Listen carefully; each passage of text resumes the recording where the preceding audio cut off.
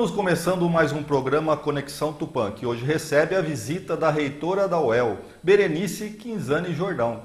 Berenice, é um prazer recebê-la aqui. Prazer estar aqui, muito obrigada pelo convite. Berenice, você é tupaense, nascida na cidade, cresceu aqui. Gostaria de falar um pouquinho dessa fase. O que você lembra da sua fase, dessa juventude, que certamente era bem diferente de hoje? Bem diferente. Acredito que hoje não convivo em Tupã, mas hoje também tem mais opções, né, na cidade. À época tínhamos os amigos, né? Convivíamos com os amigos, os colegas de classe. Eu sempre estudei em escola pública, primeiro no Bartira, depois no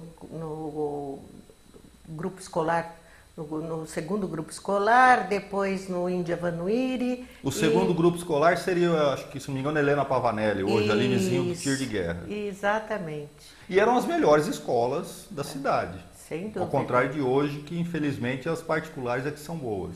Não, eu tive uma boa formação, sem dúvida nenhuma. Terminei o meu colegial dentro ainda do Colégio Estadual Índia Vanuiri, né, do Instituto de Educação Índia Vanuiri de Tupã, e não fiz cursinho, prestei vestibular e passei em uma universidade federal pública, o que à época já era difícil. Era muito concorrido já o vestibular, eram 3 áreas de atuação que o vestibular tinha, a área exatas, a área humanas e a área biológica, e era muito concorrido. Então, eu tive uma boa formação na escola pública, sempre estudando em escola pública.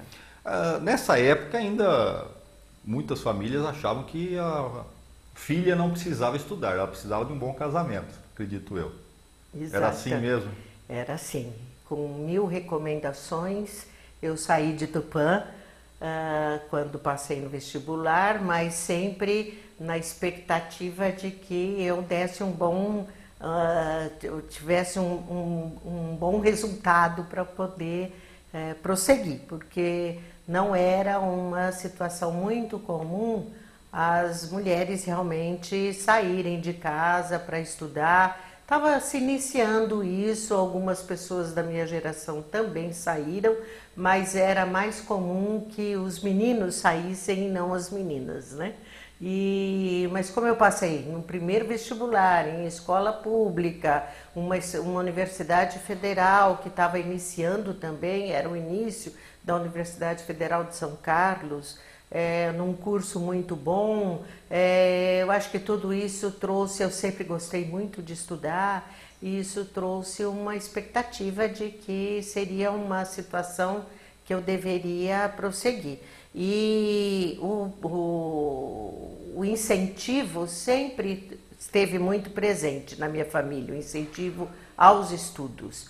Meu pai sempre incentivou muito, minha mãe também, queriam que estudássemos e muito mais do que o casamento, à época o estudo era mais incentivado. E com certeza, se você não tivesse ido para São Carlos, feito ciências biológicas, que foi a sua formação, você não teria chegado onde chegou, não seria reitora da UEL certamente hoje. Eu acho que a trajetória nossa é que vai fazendo esse caminho. Eu fui pioneira porque a minha turma de ciências biológicas estava se iniciando na Federal de São Carlos, então nós tivemos ali uma formação um pouco pioneira à época, fomos desbravando os caminhos e isso também me ajudou bastante depois. Eu acredito que fiquei um pouco mais destemida, né, com esta situação de enfrentar os primeiros momentos, as primeiras dificuldades, junto com os demais do grupo, os professores também que estavam montando esse curso. E depois eu fui da primeira turma do mestrado em Ecologia e Recursos Naturais, que foi o primeiro curso de ecologia no Brasil em termos de pós-graduação. Uma época que ecologia não tinha a mínima importância. Ninguém falava em ecologia, em meio ambiente, era pouco conversado sobre isso, e o meu curso de Ecologia e Recursos Naturais também desbravou o caminho. Isso anos 70, década de 70. Foi já no final da década, metade da década de 70, e terminei em 1979 o mestrado. Fui também da primeira turma de mestrado. E assim que terminei, prestei o concurso na Universidade Estadual de Londrina e fui aprovada, então fui para Londrina. Já foi seu primeiro emprego? Já foi meu primeiro emprego. E lá você entrei ficou... em agosto de 79 e lá eu fiquei estou até hoje atuando. Foi sempre, já entrei docente, mestre, também fui pioneira porque fui a primeira mestre na minha área, né? À época eu fui para Londrina porque surgiu a oportunidade de dar aulas de ecologia, coisa que não era comum ainda nos cursos de biologia.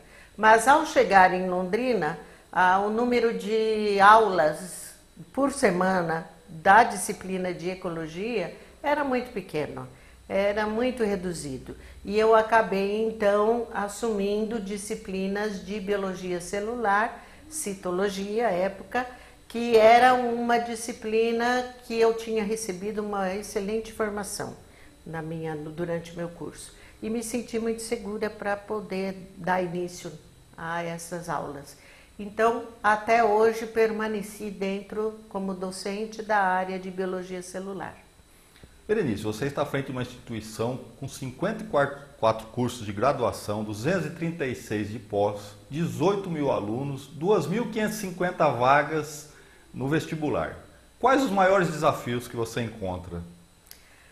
São inúmeros, difícil colocar uma ordem de prioridade. Hoje nós temos um enorme desafio que, apesar de ser uma instituição que no total tem 5.500 servidores, entre docentes, técnicos administrativos, há uma deficiência de reposição de pessoal, uma demora muito grande. Como é uma universidade estadual, todos sabemos que, como ente público, dependemos das verbas públicas, principalmente para a folha de pagamento, e isso tem tido uma descontinuidade, esse cumprimento dessa obrigação está sendo bastante prejudicada com essa situação de crise que vivemos. Então, talvez o maior desafio seja fazer mais com menos, né? O Brasil está em crise e parece que o Paraná também está numa situação pior que muitos estados nessa questão da crise. Bastante difícil. Passamos um ano de 2015 com muitas dificuldades em termos de recursos financeiros, equacionar as contas públicas não foi uma situação que chegamos ao final do ano já resolvida, infelizmente. Teremos um ano 2016 talvez difícil, bastante difícil ainda, e esperamos que com as medidas que foram tomadas que nos atingiram como servidores públicos muito diretamente, trouxe bastante descontentamento no setor, mas esperamos que dê resultado para manter as instituições públicas, né? Para que a gente possa não ter descontinuidade das atividades que a gente vem fazendo. Mas acredito que o maior desafio é fazer, de fato, a universidade não cair dentro do patamar que ela alcançou, né, em termos de qualidade. Lutamos pela qualidade do ensino público, pela qualidade dos nossos cursos e pela excelência, pela busca da excelência. É isso que a gente vem trabalhando, né? Algumas das áreas de conhecimento dentro da UEL são de excelência, já reconhecidas nacional e internacionalmente. Quais seriam essas áreas? Nós temos uma área muito forte que é a área de agrárias, está entre as primeiras. A parte de ciência animal, ela é exemplar. A parte da agronomia, a parte de zootecnia, ciência de alimentos, são áreas muito fortes que têm uma grande identidade com a região de Londrina também, que é uma região agrícola.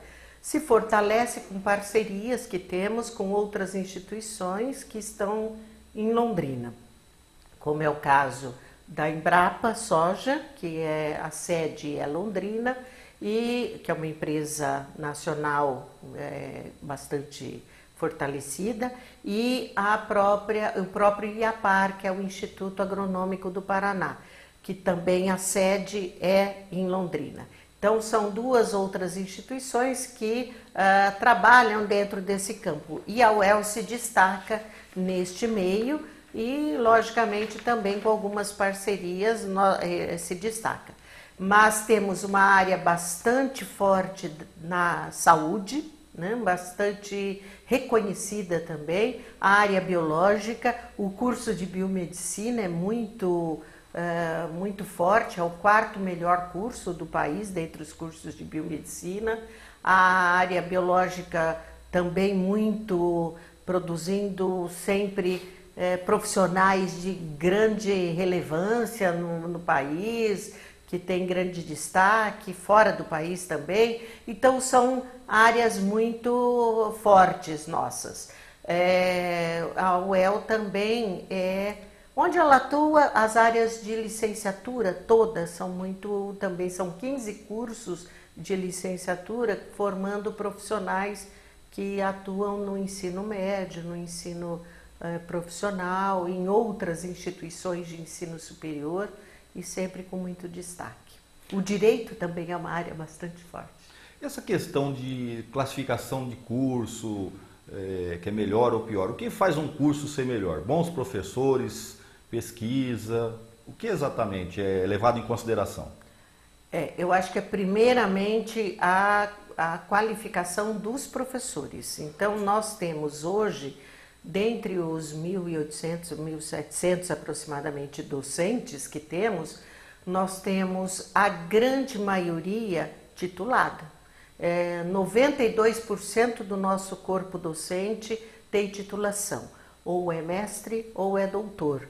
Mais de 50%, 60% aproximadamente doutores.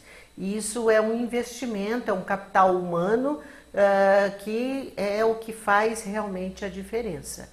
Essas pessoas, elas se envolvem não só com o ensino de sala de aula, mas elas geram conhecimento também, porque fazem pesquisa, investigação científica continuamente por meio de projetos, publicam, e as publicações também são muito um critério, né, um indicador de qualidade bastante significativo. Então, nós temos aí um corpo docente bastante qualificado. Os técnicos administrativos da UEL também são muito qualificados. Hoje nós temos pessoal técnico administrativo, não só com o ensino médio, que era o comum até há poucos anos atrás, e é normalmente o comum dentro das instituições de ensino superior. A UEL hoje não, ela tem um corpo técnico bastante qualificado, não só na área de atuação, mas já mestres e doutores, principalmente na gestão administrativa também. Então, aqueles que atuam em gestão, na parte administrativa, e não são técnicos específicos de laboratórios específicos ou de áreas específicas, esses também têm já uma capacitação em áreas de gestão, além dos doutores que estão nas áreas específicas também. Então, o nosso corpo técnico e docente é bastante qualificado. Isso faz a diferença, sim, na qualidade do ensino, tanto da graduação quanto da pós-graduação. Na pós-graduação, nós temos cursos que são nível 6, que é praticamente o nível mais alto de avaliação do MEC nos cursos estrito sensu, mestrado e doutorado. E temos o ensino de matemática, temos a ciência animal, que são nível 6 hoje, portanto, altíssima produção científica e reconhecida produção científica, com grande citação no meio científico, né? Então, isso é uma referência. Faz a diferença. A UEL recebe verba do governo federal? Não, apenas do governo do estado do Paraná. Destinada para custeio nenhuma, do governo federal não, apenas do estado. Recebemos por projetos por convênios que estabelecemos para desenvolvimento de programas e atividades específicas, esta sim. Ou seja, não é um valor certo todo mês. Definido. Se fizer um convênio, se fizer uma pesquisa, alguma coisa for aceito, vem a verba, senão... Nós concorremos, a UEL concorre, assim como outras universidades no Brasil, a editais públicos federais abertos por ministérios, por instituições de apoio, fundos de apoio, e tem conseguido captar bastante recurso, inclusive por causa dessa qualificação de pessoal que apresenta os projetos. E aí, por meio dessa concorrência em editais, temos conseguido estabelecer muitos convênios que têm nos possibilitado fazer investimentos, né? Então, são obras, são laboratórios, são compras de equipamentos de alto custo, de porte grande, e melhorias também de cursos de graduação, principalmente os de pós-graduação. A verba mais fixa que recebe, também mediante avaliação, dos cursos de pós-graduação estrito sensu. Os mestrados e doutorados recebem bolsas de estudo, que aí então vem diretamente para os estudantes desses cursos, mas já em número pré-definido, e uma verba para custeio destas dissertações, desses trabalhos de teses desenvolvidos por esses alunos nesses cursos. Essas verbas são pré-definidas porque elas são estabelecidas mediante a avaliação anual do curso. E com essa crise, já se tem alguma sensação de que está sendo cortado as verbas? Nós tivemos, dessas verbas de pós-graduação mesmo, esse ano nós tivemos uma redução a 30% das verbas. Então, temos aí uma sensação que é imediata. Este ano, já de 2015, já começa pé no freio. Já foi um ano bastante mais difícil. Tivemos que usar de outros mecanismos que não os sempre utilizados para tentar, por alguma economia, não provocar algum prejuízo na qualidade do curso, nas atividades desenvolvidas normalmente. Então, tivemos que ser um pouco criativos aí, fazer defesas de tese à distância, em vez de pagar passagens para ser presencial. Os contatos pessoais foram um pouco menores, ampliamos os programas internacionais, então outros mecanismos tiveram que ser acionados para não haver um impacto muito direto sobre os cursos, a qualidade.